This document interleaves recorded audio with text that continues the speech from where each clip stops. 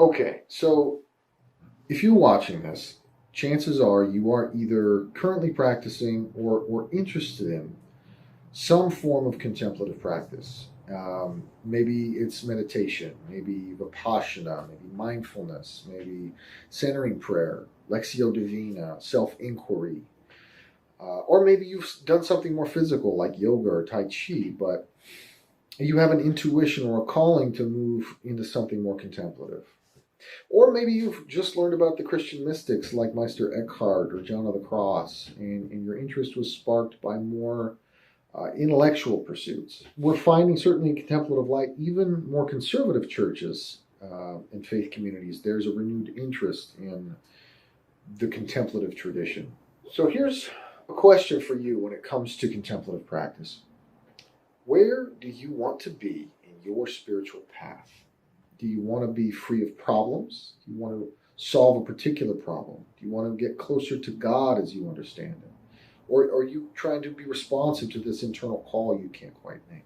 In our experience, there are a couple of issues that people tend to be struggling with as they come to contemplative practice. So the first of that is disillusionment. Some of us are raised in a faith background of whatever stripe and develop the fixed understandings and containers appropriate to that stage of life. But then our faith seems to butt up against the reality of life and we become disillusioned. Or maybe it's not even that dramatic. Maybe we just don't have a handle on a faith that's relevant to our everyday struggles as a modern adult. We don't have a coherent, relevant, applicable faith. Two, we get overstretched and hyperconnected. So let's face it, we're all addicted to screens. You're looking at one right now. Our attention is pulled in 100 different directions. We are overworked, over-caffeinated, over-opinionated. A lot of us are burned out. And we've mostly lost a sense of the sacred that's infused into everyday experience. And we don't have that ability to detach and find inner quiet. Three, the spiritual life has been deprioritized. So many of us are inspired by stories of faith from people we believe to be sort of truly spiritual. It could be pastors, missionaries, activists, teachers, healers, prayer warriors, people who dedicate their lives to the spiritual. And if you're an introvert like me, maybe the monastic path seems compelling. People that are dedicated to a life of prayer, dedicated to making every act some form, to participating in the divine transformation, entering into the silence of God.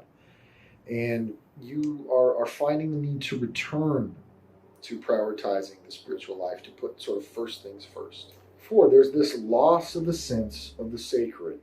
When we're children, we have that sense of the sacred or mystery, what the Old Testament calls Yirat Adonai, or the astonishment before the mystery of creation and being. There's that awe and wonder, and maybe you dimly recall what it's like to be connected to that source and sort of deeply desire that restored connection that's been lost. We experience loss or challenge. We're somehow caught up or trapped in the whirlwind of our life. Maybe it's a bad marriage, a divorce, maybe challenges with a child, death in the family that's causing upheaval in your life. And maybe the faith community you've invested in has some kind of shakeup, or the pastor stepped down, or some other authority figure you admired was compromised somehow. And you're disoriented somehow and you want to get reoriented. Maybe it's even stronger. Maybe you have hit bottom in some way. Some of us in our lives have come face to face with our shadow, our ego, the false self in some fashion. We're given to angry outbursts, or have cheated on a spouse, or been fired for drinking, gotten in a car crash, or that something has let us know we can no longer continue the life we're currently living. And there's some kind of essential change that needs to take place, and we don't know how to do it. We've been hitting our head against the wall for years and really need some true inner change. So whether it's something external, something internal, Most of us need relief from noise and turmoil and tension in our lives.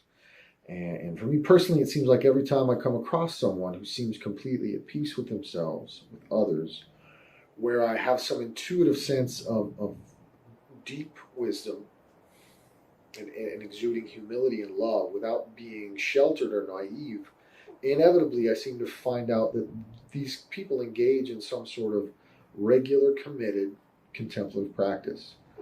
So, everything I mentioned earlier in the video, all the problems, all the issues, are addressed in some way by contemplative practice, but not necessarily in the way we might think on the surface. There's a change in our inner nature, there's a change in our inmost self as we expose it to the presence and action of the divine within. Thomas Merton put it this way: